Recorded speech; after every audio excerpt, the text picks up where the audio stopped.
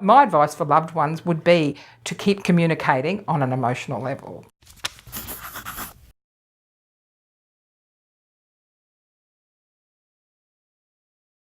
Unfortunately, language is one of the areas that often is affected for people with dementia. They struggle to find the right word, and that's really frustrating because they know they're struggling to find the right word very often too.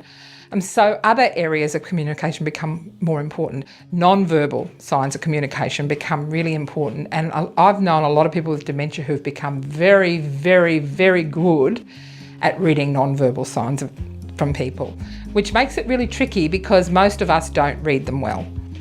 So we think we're fooling people because we might verbally be saying, I feel great today, but your non-verbal signs might be saying, well, actually, I feel terrible today. Now, the person with dementia will pick up on that. And I'll give you a little example. When I was working in another area, I used to often, if I was having a bad day and getting bogged down in offices as we do, I'd often get up and go for a walk down to a dementia-specific area just to get a bit of a break, and because I used to just love being in there. And this one particular day, I was really angry. I'd had a really crook morning, and I was really in a cranky mood.